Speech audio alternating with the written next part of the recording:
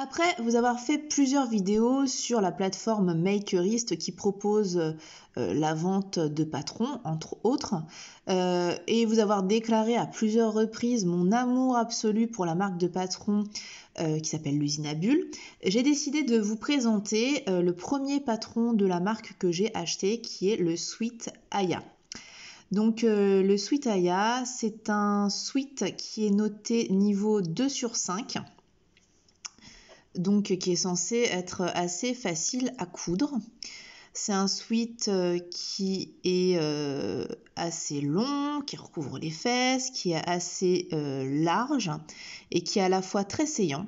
Voilà, qui a une coupe, on va le dire, très stylée. Voilà, c'est un sweat qui est extrêmement stylé. C'est un sweat qui se coud dans des matières stretch. Ça doit être réalisé dans une maille ayant de la tenue extensible à 20% et ayant une épaisseur moelleuse pour accentuer le côté cocooning. Donc il faut le faire avec du tissu sweat molleton et une aiguille spéciale stretch.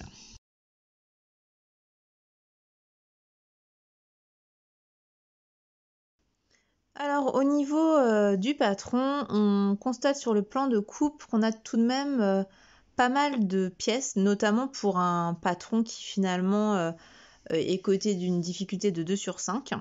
Mais ne vous laissez pas décourager. Ces pièces-là, elles finiront par vous faciliter la vie. Vraiment, vraiment, vraiment. Il y a beaucoup de pièces de finition qui font des finitions parfaites, nickel, qui tombent idéalement. Et le fait aussi qu'il y ait pas mal de pièces, c'est ce qui fait aussi le style du patron, notamment sur le devant. Le devant, il y a 2 pièces qui composent la partie du devant, plus les poches. Mais tout ça, c'est ce qui va donner vraiment ce côté stylé au patron. Au niveau du montage, c'est extrêmement simple, extrêmement rapide et ça tombe surtout parfaitement. Et ça, c'est vraiment assez, au final, rare pour le souligner. Il n'y a pas besoin de se prendre la tête, de réfléchir, de tirer dans un sens, de tirer dans l'autre. Ça marche. Donc, il y a des pièces de côté sur lesquelles on a mis auparavant les poches. Puis après, ces pièces de côté, on les assemble avec une pièce de milieu. Et sur l'arrière, eh bien, c'est la même chose. Sauf qu'il n'y a pas les poches, évidemment. Et du coup, après, on a notre partie avant et notre partie arrière. Après, il y a une bande sur le bas qui va permettre de terminer la couture sans faire d'ourlet. Et ça fait vraiment une belle bande de propreté, en fait, qui est à la fois stylée et qui à la fois termine très très bien le vêtement de manière très très très efficace. Et surtout, les indications sont très très claires et permettent de... ça tombe juste tout de suite. Et au final, sur le haut, c'est la même chose. Sur le haut, c'est la même chose. On a une espèce de gros col doudou qui permet aussi de finir très proprement, sans ourlet, sans difficulté. C'est très rapide. Après ça, on a les manches. Donc les manches, moi je suis toujours hyper inquiète quand il faut un petit peu faire les fronces du tissu pour que ça tombe bien. Mais là, il n'y a pas besoin de trop jouer avec le tissu, etc. C'est quand même assez rapide. Et puis pareil, sur le bout des manches, il y a des espèces de bracelets de propreté qui sont en plus très, très esthétiques. Et puis c'est déjà fini. Et vraiment, c'est un sweat qui est rapide à réaliser, où tout tombe très très très bien et c'est un des rares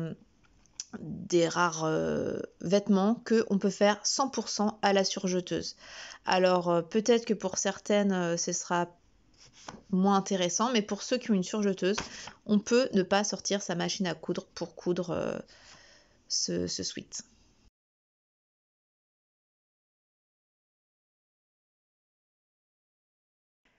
Voici le premier pull Aya que j'ai réalisé. C'est un pull que j'ai réalisé dans un sweat gris avec des poches en Liberty. Et c'est vraiment un sweat que je n'ai eu aucune difficulté à faire. J'ai été impressionnée par la facilité de réalisation de ce sweat. J'étais agréablement surprise. Les pièces, eh bien, elles matchent complètement. Il n'y a pas besoin de se prendre la tête et c'est rare. Malheureusement, c'est un peu trop rare. Donc très rapidement, je me suis dit que j'allais en réaliser d'autres versions. Ma deuxième version, je l'ai voulu dans un tissu plus léger. Donc j'ai utilisé le côté bicolore.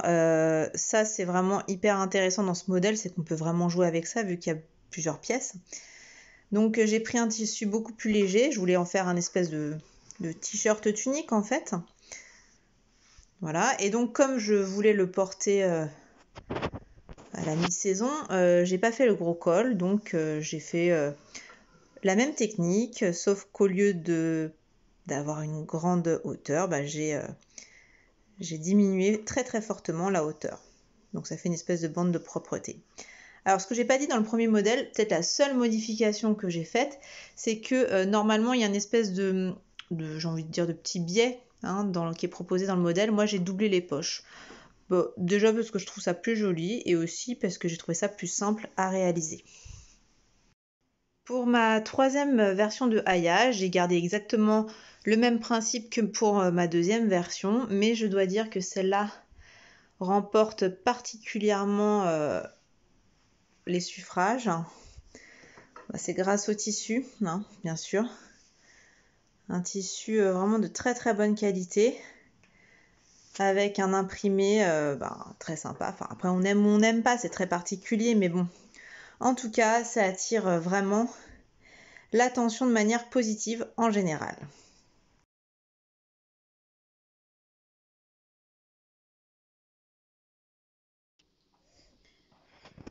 Donc ce pull Aya dans sa version originale avec le grand col est très agréable à porter.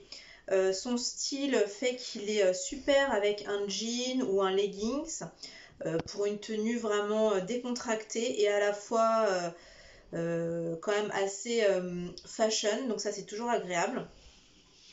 Donc il est à la fois ample mais à la fois saillant grâce aux coupes devant et dans le dos.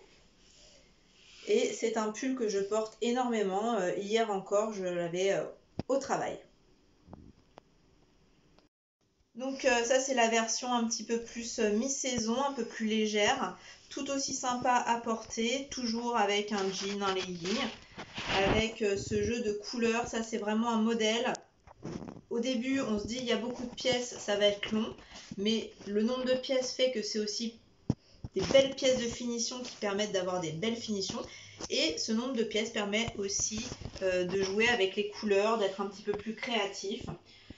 Comme je l'ai fait avec ce modèle, avec des couleurs que j'aime beaucoup. Ce modèle qui ne fait pas l'unanimité. J'ai eu un peu des critiques par rapport au choix des couleurs, mais moi je l'adore et c'est tout ce qui compte.